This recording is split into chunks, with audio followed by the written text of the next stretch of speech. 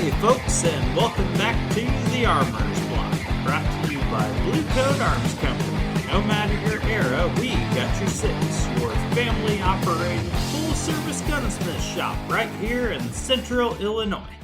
If you're listening after hours with us, grab your drink, kick your boots off, and let's talk shop. Tonight's topic is for the folks who are about to do something that's exciting and a little intimidating. Your first firearms training class.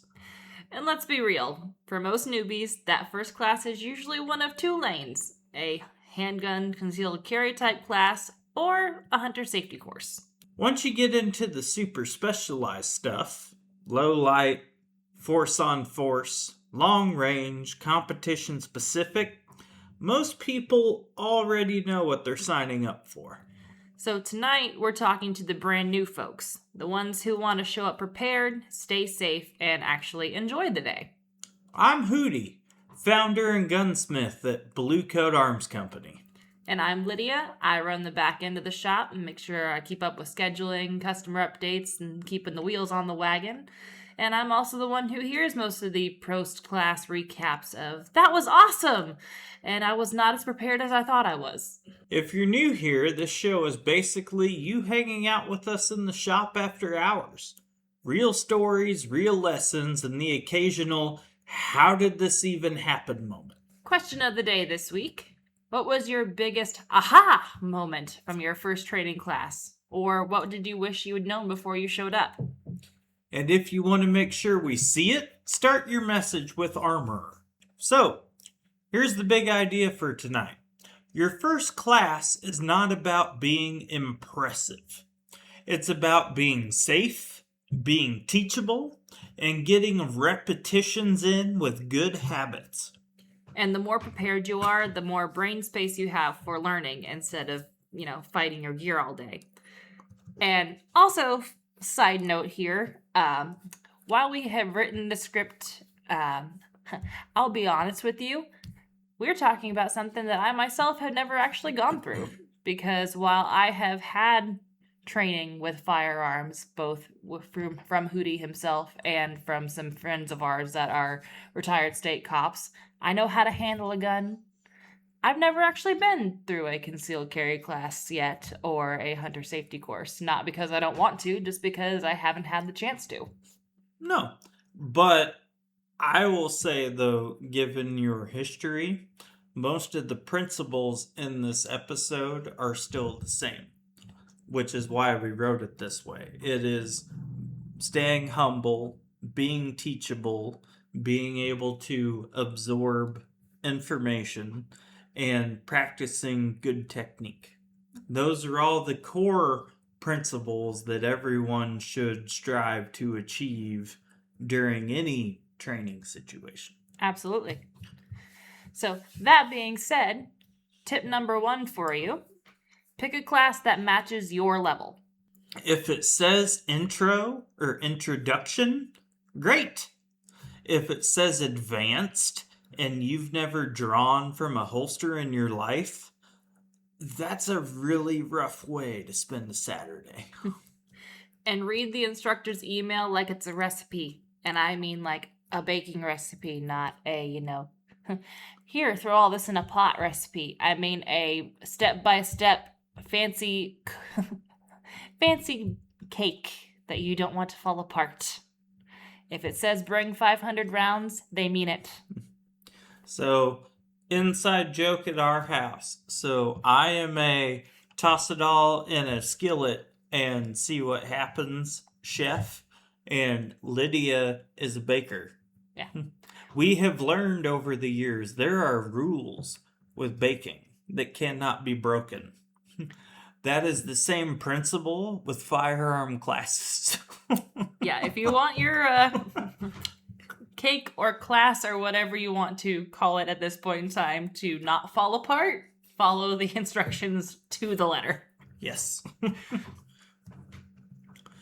So, for most first-time classes, you are going to be running a handgun. In that instance, a 9mm is a great starting point. It's got manageable recoil, affordable ammunition, And it is something that you will actually practice with because most people are comfortable with it. And if you've got weaker hands, or you're struggling with racking the slide, or if it's too big for your hand, or it doesn't matter. Don't feel bad. Just pick something that works for you. So, stuff like a Walther PDPF, Smith & Wesson EZ, or even a 1911 and 9mm can be easier for some folks because of how the controls and spring tension feel. And if you can't find something that matches you, or if you want something custom for you, that is also something that we can do. And it's okay to take your time and figure out what fits you, because that has also been one of the things that has kept me from taking a concealed carry class, is I'm still trying to find a handgun that works for me. So, flip side, if you were doing a hunter safety course or a first-time hunting class, fit still matters a ton. Exactly. If the stock is too long, you're going to fight it all day. Youth models or shorter stocks can be a game changer. And this is not a kid stuff thing. This is the gun that actually fits my body. That's another thing that we always joke about in the house, is how men's sizes seem to be pretty much like a science, and women's and kids' sizes seem to be all over the fucking place. Like, women and kids' sizes are, let's throw these numbers in a bucket and pull out one, and we're just gonna stick that on it at this point. Yeah. So no, we have kind of adopted that into the sense of, hey, this stock should relatively fit you. And again, if you need custom help or custom changes, that is something that we are more than happy to provide to you. So, next, if the class involves holster work, bring a real holster. Translation, not the floppy nylon one that came in that bundle from Shields. Or don't just put it in your waistband with a belt. So not the movie. No. Gotcha. So, a sturdy Kydex holster that fully covers the trigger guard, and a belt that can actually support it. And don't show up with a holster that you've never used, because fighting that your first time and figuring it out should not be what you do on the firing lane for the first time. All right. Bring more magazines than you think you need. Because the class isn't fun when you're the one holding up the line, because you're loading one magazine at a time. And if you can, bring a speed loader, because not only will your class thank you, your own thumbs will also thank you. And being over-prepared is okay. If the class says bring 500 rounds, pack 600. And don't bring mystery reloads from a guy that you met once. If you didn't load it and you don't know the loader, don't run it. This is something that you have heard us say constantly, but it needs to be said again. Don't bring the ammunition from the dude you found in an alley. No, your first class is not the time to troubleshoot ammo problems. And piggybacking on that, video game nerd moment. For those of you that know me, you guys know that I'm a huge Metal Gear Solid fan. And one of the most cinematic moments in that entire series is when Snake says, "Why would you try and battle test a technique that you have not tried in the field?" Classroom and training situations are the same way. Like, just don't. I love that you just pulled a random video game quote out of thin air for this. You're welcome. So, things that you should bring to class other than potentially botched techniques are good hearing protection matters. If you are flinching because your ears hurt, you are not learning. Good eye protection is also a good thing to bring, because you want to bring something that doesn't fog up instantly. And also, If it's outside, dress for the weather. Also, a brimmed hat helps with brass. You don't want to end up with one of those down your shirt. Ask me how I know. Also, don't want to end up with one in your face because you are a left-handed shooter that is forced to shoot a right-handed gun. Oof. It happens. A light glove can also help if you're getting rubbed raw. And please make sure that you bring water. And also bring a small notebook. Trust me. You are going to hear one sentence that fixes, connects the dots, or does something for you. And 2 hours later, you're going to forget it. That's impressive that it takes 2 hours. Say for us, it usually takes about 2 minutes, but hey, we're being generous here. But mindset wise, though, everyone was a beginner once, so it's okay. And as we always say here, ask questions.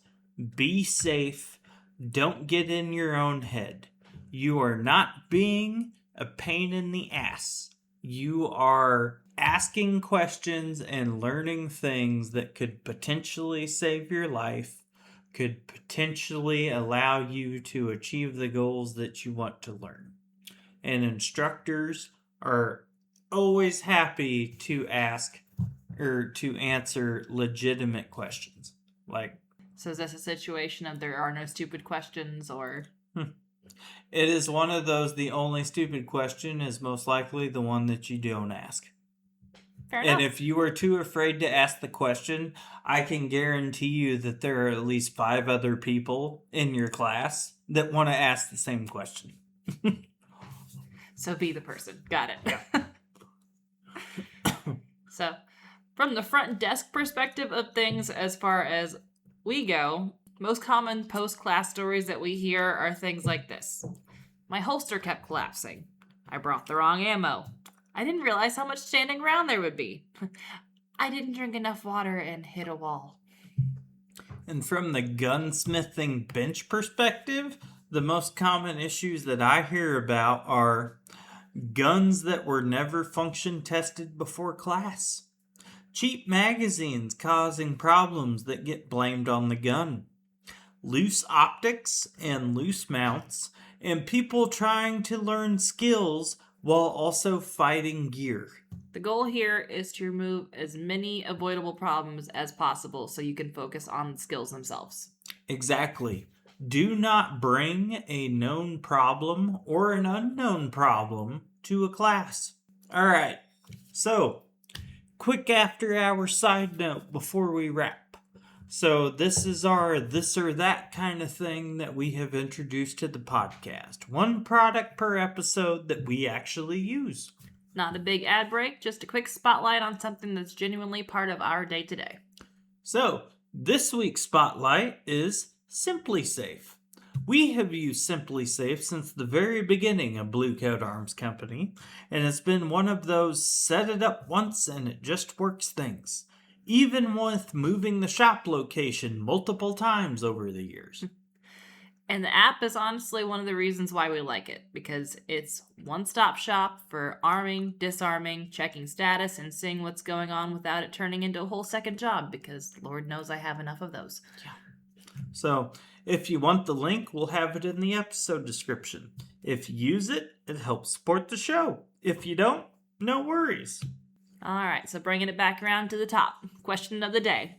What was your biggest aha moment from your first training class? Or what do you wish you'd known before you showed up? And if you want to make sure we see it, start your message with armor. And I will also go out on a limb and say that my aha moment was actually the first concealed carry class that I ever took. Oh, yeah? Yep. So after I had graduated from Harley School and the recession hit and I didn't know what I was going to do with my life and, this newfound love of mechanics and new skills with my hands and whatnot, no, I decided to take a concealed carry class, and that is initially what lit the fire for me to become a gunsmith, because it allowed me to combine my love of mechanics and this newfound love for guns, and poof, 10 years later, here we are. That's pretty cool. All right. Thanks for hanging out with us after hours. No matter your era, we got your six. And we will see you next time on The Armorer's Block.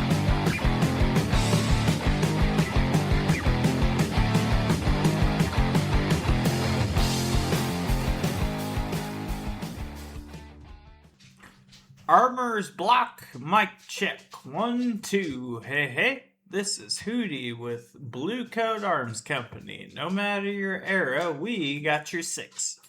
Why do you always say hey, hey with mic checks? Is that a thing that you picked up learning? Like, why do you do that? No.